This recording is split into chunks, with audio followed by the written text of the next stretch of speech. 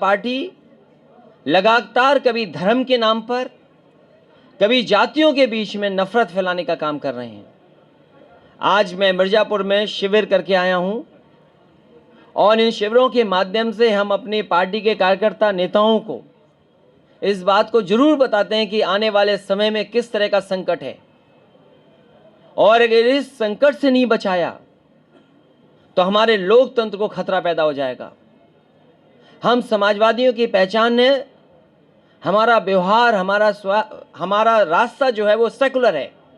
हम जहां सोशलिस्ट हैं वहीं हम सेकुलर भी हैं, और सोशलिस्ट होना और उस रास्ते पे चलना कितना कठिन काम है, और उसी तरीके से कम्युनल होना बहुत आसान है, लेकिन अपने देश की संस्कृति और सेकुलरिज्म के रास्ते पे चलना मुश्किल है। इसलिए हम समाजवादियों के सामने चुनौती ज़रूर है, लेकिन जहां हम अपने सिद्धांतों पे चल रहे हैं, डॉक्टर भीमराव अंबेडकर जी का सिद्धांत, डॉक्टर राम मनोहर लोहिया जी का रास्ता दिखाया, वो उन पर चल करके लोकतंत्र को बचा करके, अपने समाजवादी सिद्धांत को बचा करके, और हमारे देश की जो पहचान है सेकुलर समाज, उसको बचा करके आगे एक बहुत अच्छा समाज और देश और उत्तर प्रदेश बनाने के लिए समाजवादी पार्टी लगातार काम करती रहेगी। आज तक जो भारतीय जनता पार्टी ने फैसले लिए हैं उससे हमारी अर्थव्यवस्था को नुकसान हुआ है, भारत के लोगों का नुकसान हुआ है। कहां भारत को $5 ट्रिलियन इकोनॉमी का सपना दिखाने वाली भारतीय जनता पार्टी इस बजट में एक बार 5 ट्रिलियन की बात नहीं कही। जिन्होंने कहा कि हम वो रास्ता अपना रहे हैं जिससे भारत की $5 ट्रिलियन इकोनॉमी हो जाएगी, उन्होंने अपने राष्ट्रपति जी के अभिभाषण में भी एक बार $5 ट्रिलियन की इकोनॉमी का रास्ता नहीं बताया।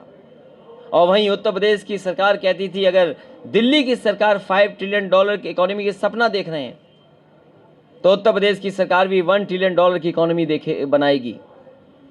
जिस तरीके से नोटबंदी के बाद पूरी अर्थव्यवस्था चौपट हो गई, और जिस तरीके से जीएसटी लागू किया गया बिना तैयारी के, जिन कानूनों का सरलीकरण होना था, जिन कानूनों से हमारी अर्थव्यवस्था को और व्यापारियों को सहूलियत मिलनी थी, इतने बड़े पैमाने पर संशोधन होने के बाद भी हमारे व्यापारी निराश हैं, हमारे व्यापार करने वाले लोग दुखी हैं। और उसके बाद जिस तरीके से अर्थव्यवस्था को कोविड के समय पर सामना करना पड़ा है, हमारी अर्थव्यवस्था को चौपट करने का काम भारतीय जनता पार्टी के गलत फैसलों से हुआ है। जहां किसान हमारे तीनों बिलों को लेकर के धरने पर बैठे हैं, समाजवादी पार्टी का मानना है पहले दिन भी और आज भी वही बात हम कहते हैं, जिस समय ये कानून लागू हो जाएंगे, हमारे किसानों के बीच में इन कानूनों से काम होने लगेगा, तो ये हमारे किसानों के लिए डेथ वारंट साबित होगा। तीनों कानून समाजवादी पार्टी विरोध पहले भी करती थी और आज भी विरोध करती है। और मैं ये जानना चाहता हूं भारतीय जनता पार्टी के लोगों से कि अभी 1 साल या 1.25 साल के लिए कानून आगे बढ़ा दिया कि लागू नहीं होगा। जो चीज़ आज खराब है वो 1 साल या 3 साल के बाद कैसे अच्छी हो सकती है, ये तो भारतीय जनता पार्टी के लोग ही बता सकते हैं। और हम जानना चाहते हैं कि जो कानून किसानों को नहीं पसंद, आखिरकार वो कानून किसानों पे क्यों थोपे जा रहे हैं। जो इंफ्रास्ट्रक्चर की बात हो रही थी मंडी में कि हम मंडी में पैसा लगाएंगे, उत्तर प्रदेश में जितनी मंडियां समाजवादी सरकार में बन रही थी, आज सब मंडियां ठप हैं, कोई काम नहीं हो रहा। यही एक्सप्रेसवे जो बन रहा आगे आ रहा था लखनऊ से हमारे पूर्वांचल के इलाके के लिए, उसमें भी जो मंडियां बननी थी बलिया में, गाजीपुर में, आजमगढ़ में, सुल्तानपुर में, या अमेठी में, या लखनऊ में, कोई मंडी नहीं बनाई जा रही है।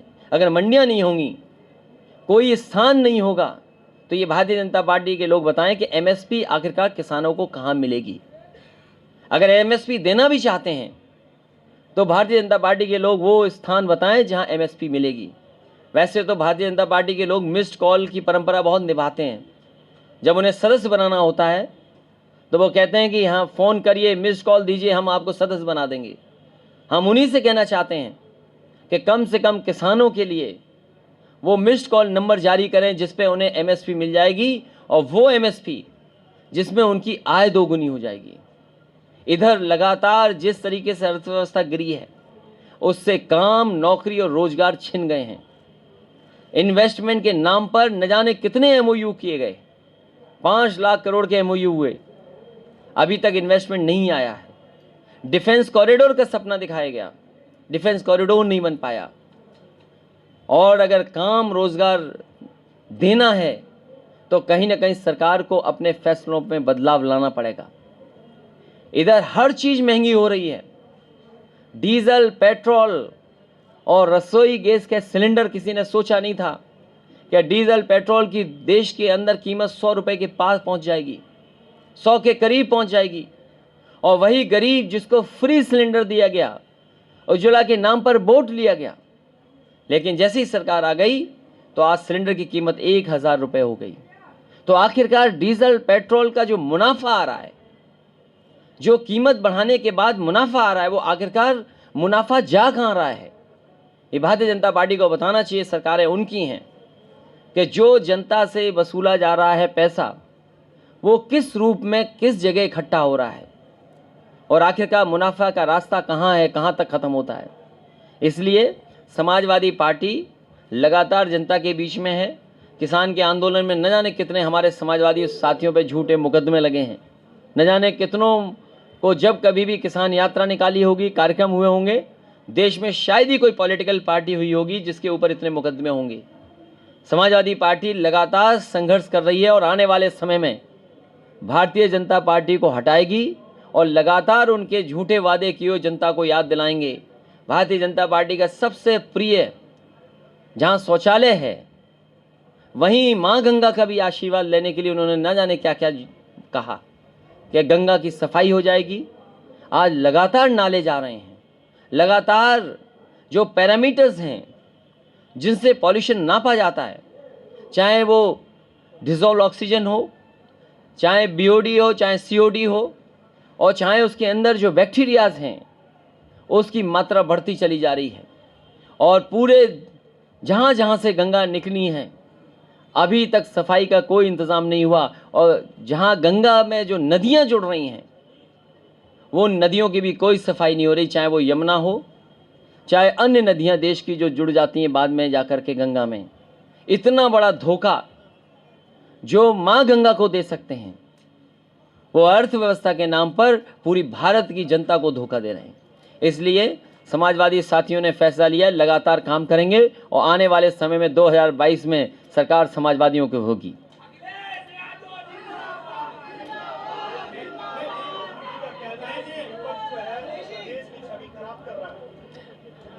आप अगर उनके विधानसभा के भाषण सुन लेंगे, पूरे देश के इतिहास में और इस डेमोक्रेसी में, और खासकर उत्तर प्रदेश की जो विधानसभा के परंपराएं रही हैं, उसमें अनपार्लियामेंट्री वर्ड्स अगर सबसे ज़्यादा किसी ने इस्तेमाल किए होंगे तो वो भारतीय जनता पार्टी के मुख्यमंत्री हैं, और वो मुख्यमंत्री हैं जिन्होंने अपने मुकदमे भी वापस लिए हैं।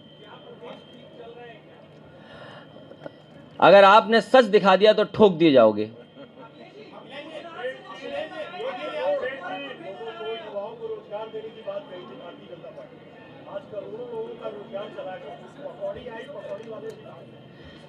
मैं बनारस के अपने पत्रकार साथियों से कहूँगा, इतिहास के पन्ने पलटिए आप।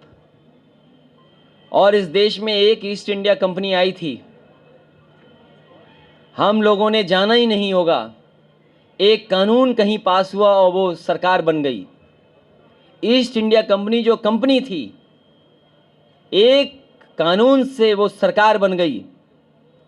और हमारी सरकार जो है वो पता नहीं क्यों कंपनी बनने के रास्ते पे जा रही है।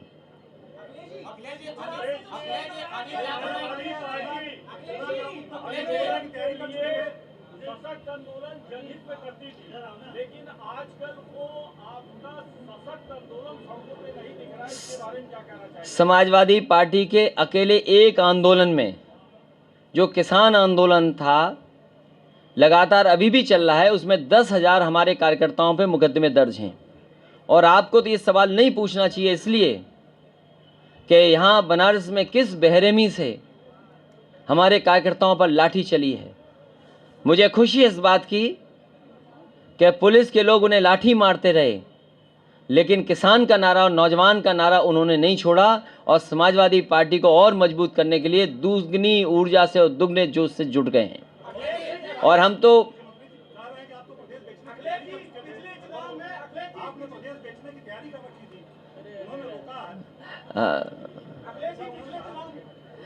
जो बात आप कह रहे हो एकदम सही कह रहे हो कि दिल्ली की सरकार बड़ी बड़ी चीजें बेच रही है और हमारे मुख्यमंत्री छोटी छोटी चीजें बेच रहे हैं।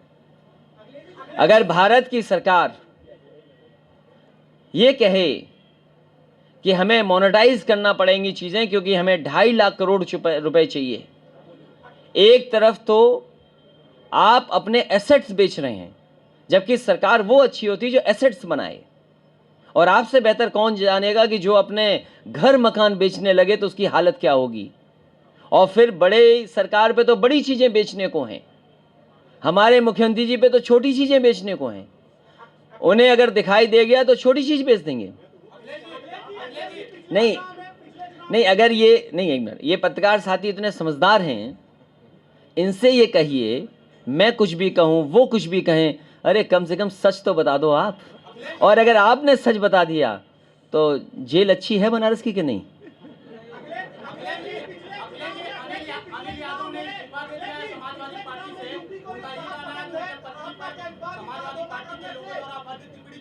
देखो, ये कांग्रेस वाली भाषा यहां मत बोलो।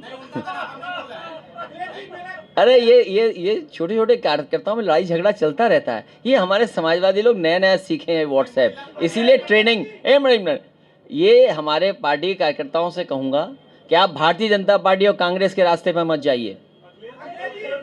हम अपने समाजवादी कार्यकर्ताओं से कह रहे हैं कि आप लोग भारतीय जनता पार्टी की तरह भाषा इस्तेमाल मत करिए और कांग्रेस जैसी साजिश वाले रास्ते पर मत जाइए। आपका रास्ता साफ है, आपको लोकतंत्र बचाना है, आपको समाजवादी रास्ता अपनाना है, सेकुलर रास्ता आपको तय करना है। महिला सम्मान इससे ज्यादा क्या होगा? हमारे बगल में भी महिला बैठी हैं।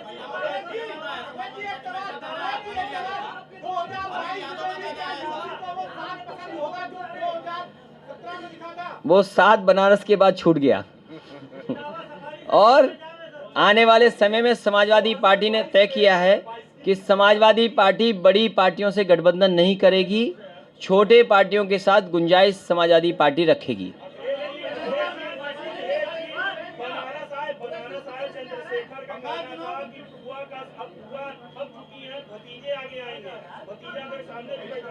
मुझे खुशी है इस बात की कि लोग ये कह रहे हैं कि आने वाली पीढ़ी आए, इसीलिए मैंने कहा नई हवा है, नई सपा है, बुजुर्गों का हाथ है और नौजवानों का साथ है। मैंने कहा कि बड़े दलों के साथ समझौता नहीं होगा, छोटे दलों को साथ लेने का काम समाजवादी पार्टी करेगी। समाजवादी पार्टी दक्षिणा देने पर भरोसा रखती है और वो गुप्त होता है। हमारी वैदिक परंपराओं में, हमारी माइथोलॉजी में, हमारे धर्म में चंदा शब्द कहीं नहीं है। और भारतीय जनता पार्टी ने अब चंदा शब्द ही बदल लिया जब से हमने चंदा पे सवाल उठाया। अब वो दूसरा शब्द इस्तेमाल कर रहे हैं। लेकिन याद कीजिए पहले दिन क्या कहा था, समाजवादी पार्टी दक्षिणा देती है, दक्षिणा देगी, इसमें कोई ऐसा नहीं है। अभी भी मंदिर होकर के आए, दक्षिणा दे करके आए। आज से 10 साल पहले भी हम किसी मंदिर में गए होंगे, वहां दक्षिणा दी है।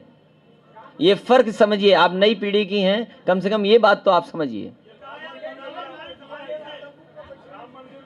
मैंने आपसे कहा कि समाजवादी पार्टी का रास्ता विकास का रास्ता है।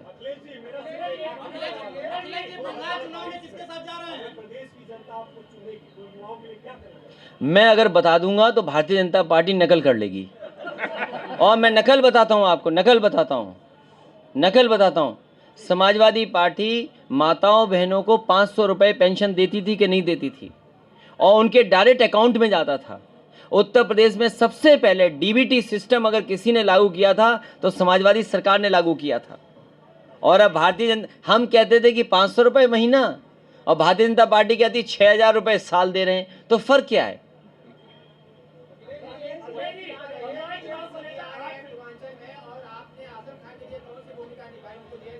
आप बचाओगे हमें और आजम खान साहब के पास झूठे मुकदमे हैं। समाजवादी पार्टी लगातार परिवार के साथ है, आजम खान साहब के साथ है। ये लड़ाई कागज और कानून की है। और आप तो बनारस में जानते हो, देखते होगे, कोई ऐसो नाराज हो जाए कोई भी मुकदमा लग जाएगा आप पर। कोई भी तहसीलदार नाराज हो जाए कहीं भी नाप लेगा।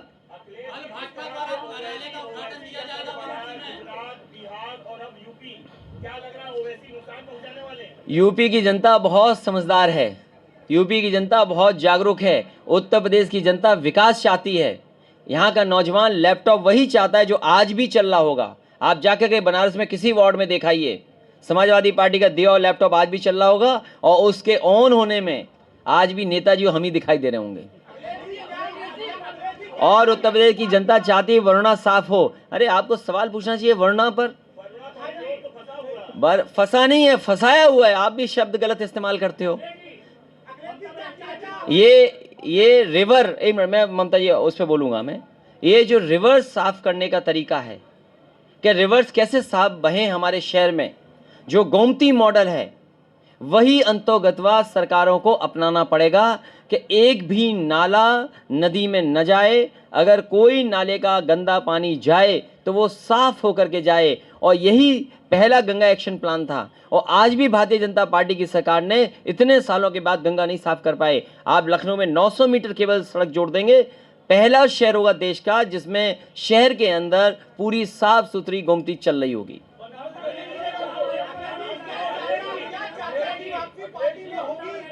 मैंने कहा छोटे दलों को सबको साथ लेकर के चलेगी पार्टी।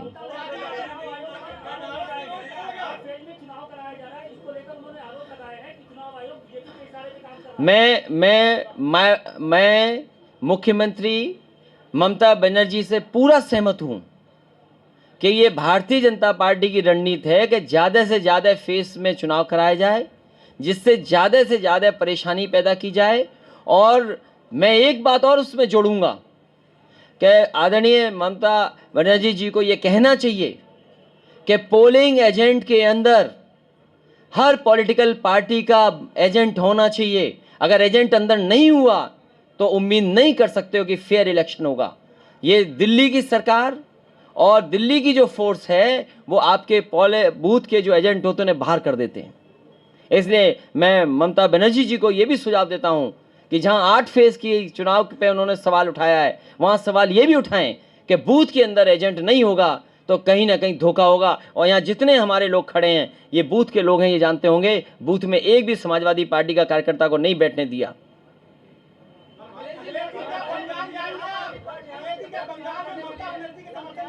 मैं यहीं से जितने भी हमारे समर्थक हैं, शुभचिंतक हैं, जानने वाले, हम सबसे कहेंगे ममता बनर्जी जी का समर्थन करें, उन्हें जिताएं, फिर एक सरकार बनाएं।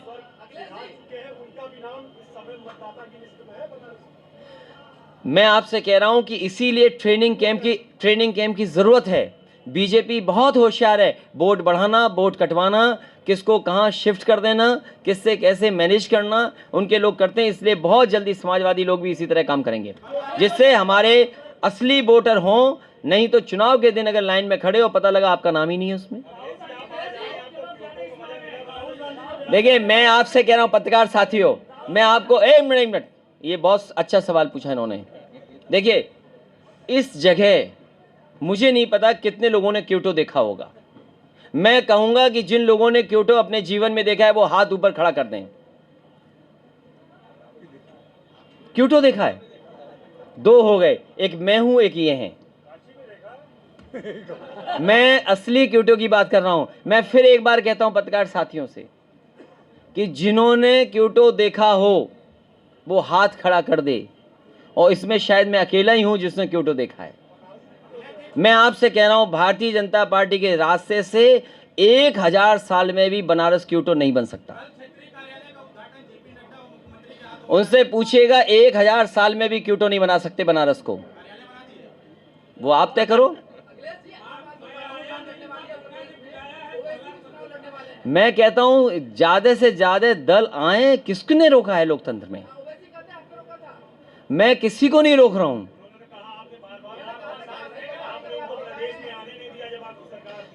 तो उन्हें तो अच्छा लग रहा होगा कि और दूसरे लोग आने दे रहे हैं, लेकिन आइए उत्तर प्रदेश में, किसी रोकने की जरूरत नहीं है। उत्तर प्रदेश का वोटर समझदार है। इस बार वो देख रहा है 100 नंबर गाड़ी जो 112 हो गई। बताओ अच्छी योजना थी कि नहीं थी? एम्बुलेंस चल रही थी कि नहीं चल रही थी? वर्णा कॉरिडोर, आपके फ्लाईओवर्स, आपके 4 लेन 6 लेन, आपका पूर्वांचल एक्सप्रेस समाजवादियों ने दिया। ये जो एक मिनट जो प्रधानमंत्री जी से शिलान्यास कराया गया, पूरी जमीन समाजवादी पार्टी ने ली थी। उसका अलाइनमेंट समाजवादी पार्टी का है। टेक्निकल जितना भी डॉक्यूमेंट्स तैयार करने थे वो समाजवादी सरकार के थे। अरे हमारे मुख्यमंत्री तो जानते नहीं है फ्लाईओवर कहाँ बनना है, कलवर्ट कहाँ बनना है, वे साइड एमिनिटीज़ क्या होती हैं, मीडियन क्या होता है। अरे हमारे मुख्यमंत्री जानते ही नहीं, इसलिए 4 साल से ज़्यादा समय लगा दिया। और दुर्भाग्य इस बात का है कि एक्सप्रेस वे से बनारस को नहीं जोड़ा गया। इससे बड़ा दुर्भाग्य क्या हो सकता है?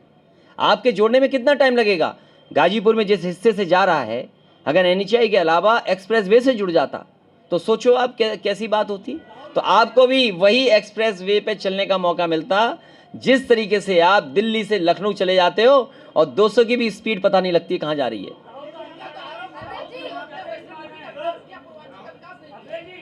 सबसे ज़्यादा मेडिकल कॉलेज, सबसे ज़्यादा 4 लेन 6 लेन, बिजली का काम। आप मुझे बताओ बनारस में अंडरग्राउंड केबलिंग किसने दी? वर्णा किसने दी? किस मोहल्ले में लैपटॉप दिया कि नहीं दिया? गाजीपुर में मेडिकल कॉलेज किसने दिया? गाजीपुर में ताड़ी पार वाली सड़क किसने दी? यहाँ पे जो ब्रिजेस हैं वो किसने दिए? घाट किसने दिए? घाट पे गाना किसने दिया? बिजली 24 घंटे किसने दी? और हमारी मत मानो, अपनी मत कहो, वो जो बुजुर्ग हैं जिन्हें रिटायर कर दिया, अरे जो बुजुर्ग हैं, श्यामदेव चौधरी जी है, सुनिए एक मिनट, अगर हमारी मत मानो, अपनी मत कहो, अरे कम से कम उन बुजुर्ग का कहना मान लेना। और याद रखना, उस समय जो जिलाधिकारी थे और उस पुलिस कप्तान थे, उन्होंने मुझसे कहा कि इनका धरना तुड़वा दो, नहीं जान चली जाएगी। क्योंकि भूख हड़ताल पे बैठ गए इसलिए कि प्रधानमंत्री जी के क्षेत्र में बिजली नहीं आ रही है 24 घंटे। जब मैं उनसे मिला, मैंने उनसे कहा, एक ही निवेदन मैंने उनसे किया, मैंने कहा क्योंकि प्रधानमंत्री जी का ये क्षेत्र है तो मैं आज ही 24 घंटे बिजली कर रहा हूँ, लेकिन प्रधानमंत्री जी से ये कहना कि उत्तर प्रदेश का बिजली का कोटा बढ़ा दो। लेकिन आज इतने साल हो गए हैं, आज भी उत्तर प्रदेश का बिजली का कोटा तो बढ़ा नहीं। लेकिन आप जब घर जाओगे और अगले महीने जब बिजली का बिल आएगा तो ज़्यादा दोगे कि कम दोगे? आपकी सरकार आएगी तो फ्री देगी क्या? आपकी सरकार आएगी तो बिजली फ्री रहेगी? हम कुछ नहीं बताएंगे, बीजेपी वाले सुन के कर देंगे।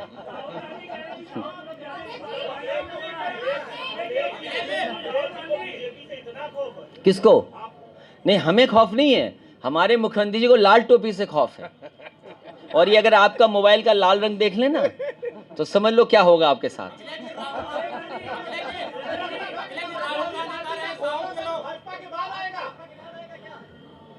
पहले भारतीय जनता पार्टी से कहो कि अपना संकल्प पत्र देखें, उसमें उन्होंने जो वादे किए थे पूरे हो पाए हैं 5 बजट में कि नहीं हो पाए हैं। हम नहीं बताएंगे क्या क्या आएगा, क्योंकि सब नकल भारतीय जनता पार्टी कर लेगी।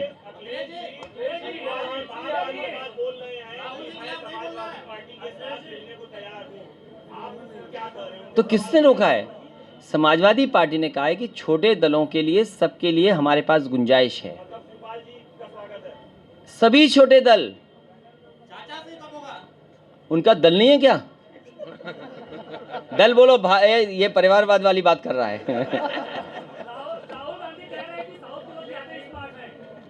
नहीं, ये बात गलत है। बनारस में आए, बनारस से स्मार्ट कोई शहर है क्या? यहाँ की ठंडाई पीने के बाद यहाँ से स्मार्ट ज़्यादा कौन हो सकता है? और फिर ये बताओ, अरे वो बात छोड़िए, स्मार्ट कौन क्या नहीं है,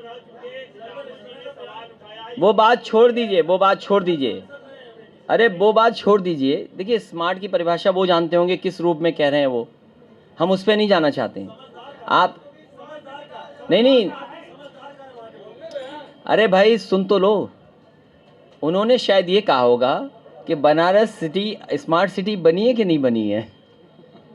आपको स्मार्ट सिटी मिली कि नहीं मिली, वो कितने कदम आगे गया। और अगर स्मार्ट आदमी देखना ही है आपको, नीरज पहलवान सामने आ जाओ, ये खड़े रहो, इनकी खबर तो आपने भी चलाई है। ये ऐसा स्मार्ट आदमी है कि चीता को मुकाबला कर लिया इसने, चीता का मुकाबला किया। नहीं वही रहो बस, चलो तो फोटो खींच गई तुम्हारी। ठीक है, धन्यवाद। ये इसलिए मैं परिचय करा रहा हूँ इसके, क्योंकि इन्होंने चीता से लड़ने का काम किया है। अच्छा, शेर की बात इसलिए नहीं कर रहे हैं, मुख्यमंत्री जी ने 2 शेर हमारे ले लिए। अभी सुनने में आया है कि लखनऊ से कोई एक ऑर्डर निकला है। हमारी लाइन सफारी देश की पहली लाइन सफारी है और आपको उस पर कम से कम गर्व होना चाहिए उत्तर प्रदेश के लोगों को कि पूरी दुनिया में, भारत में, वो भी इटावा में, नेताजी से शुरू करके मैंने उसको पूरा किया। फर्स्ट ब्रीडिंग सेंटर है एशियाटिक लायंस का। वो कहानी आपको याद होगी कि कहाँ से शेर आए, कौन सी शेरनी, क्या लकड़भग्गे। वहाँ पर पहला ब्रीडिंग सेंटर बना और शेर पैदा हो रहे हैं। भारतीय जनता पार्टी ने 4 साल से उस लाइन सफारी को शुरू नहीं किया, और इसलिए नहीं शुरू किया क्योंकि वो जानते हैं कि लोग आएंगे और तारीफ समाजवादी पार्टी की होगी। सरकारें दोनों उनकी हैं, सीजेडए को परमिशन देनी है, सेंट्रल जू अथॉरिटी को परमिशन देनी है, वो परमिशन नहीं दे रहे हैं। उत्तर प्रदेश के मुख्यमंत्री जी नहीं चाहते कि लाइन सफारी चालू हो। और देखो, जब शेर चाहिए थे तो वहीं से 2 शेर, एक शेर एक शेरनी लेके जा रहे हैं अपने चिड़ियाघर में। हमारे मुख्यमंत्री जी को यही फर्क नहीं पता है कि जू क्या है, सफारी क्या है। अगर यही जानते होते तो शेर को क्यों छोटे पिंजड़े में डालोगे। शेर रहता है खुले बड़े इलाके में, तो वो इलाका है हमारा चंबल का, यमुना का, वही जो जहाँ पर आज लाइन सफारी है।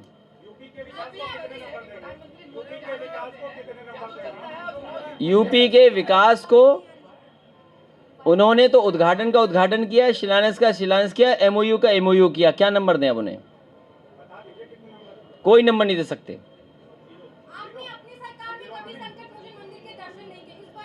मैं सरकार से पहले भी गया था, संकट मोचन के पुजारी, और जब हमारा परिचय नहीं था, एमपी था मैं, तब गया हूँ मैं संकट मोचन में। अरे हम न जाने कितनी बार गए हैं मंदिर में। लेकिन ये ज़माना ऐसा है, बीजेपी ने कहा है कि अगर कोई पूजा करते हो तो उसका प्रचार करो।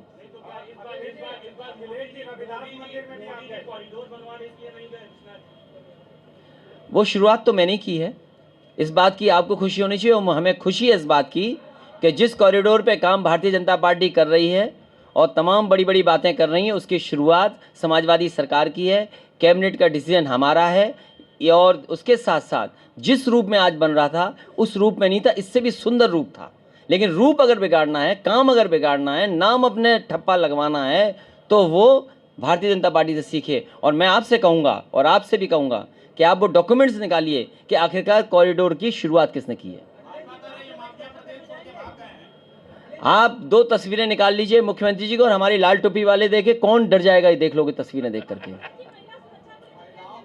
महिलाएं असुरक्षित हैं, महिलाओं के साथ जितना बुरा हो सकता है इस उत्तर प्रदेश में हो रहा है।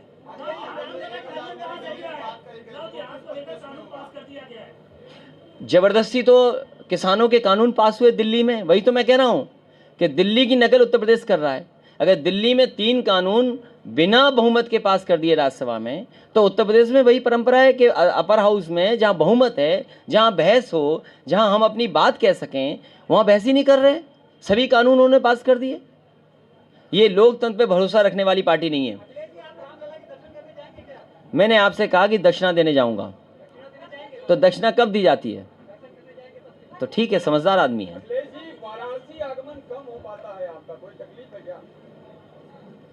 अगली बार इनको लेके चलना और हमारे संग ठंडाई पियेंगे ये।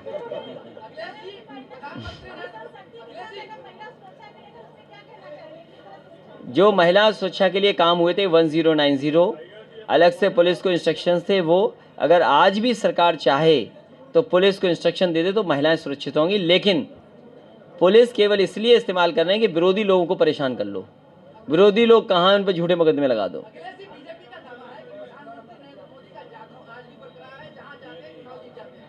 हाँ, जादू तो चल रहा है, लेकिन जादू खत्म हो जाएगा 22 तक,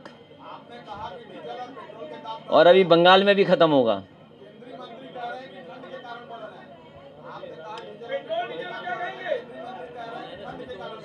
किसकी वजह से? और एक मंत्री ऐसे थे, कहते थे कि अगस्त में बच्चे मरते ही हैं, मरते हैं। तो आप बीजेपी के बारे में क्या कहोगे, क्या तर्क दे रहे हैं?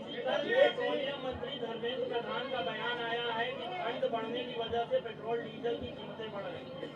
क्या मौसम से कीमतें बढ़ती घटती है क्या? धर्मेंद्र प्रधान जी का इसी सर्किट हाउस में मौजूद है। अब उन्हें गर्मी लग रही होगी, एसी बंद कर लें, गर्मी लगेगी, रेट अपने आप डाउन हो जाएगा।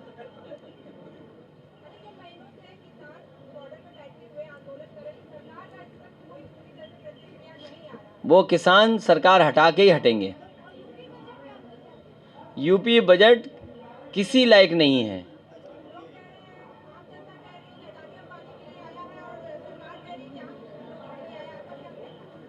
अब जनता तो क्योंकि समझदार है, वो जानती है जनता कि किधर जा रहा है देश, इसलिए वो ये बात कह रहे हैं।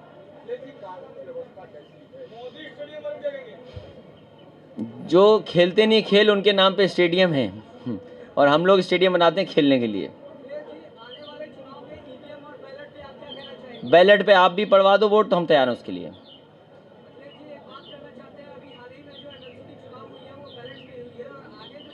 इसीलिए मैंने उस दिन भी कहा था कि बैलेट ने ईवीएम हरा दी। मैं बधाई देना चाहता हूं अपने नेता कार्यकर्ताओं को, जिन्होंने लगातार मेहनत की, जिसके परिणाम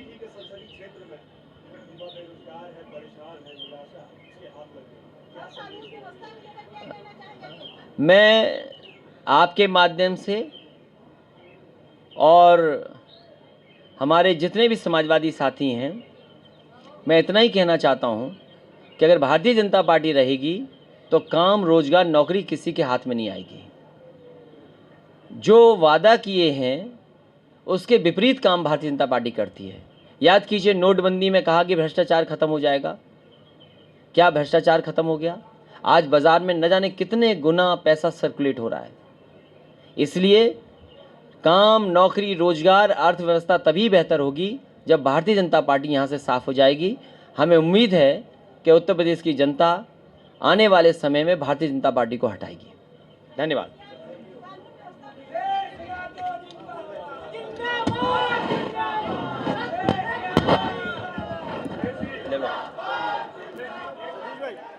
आ जाओ,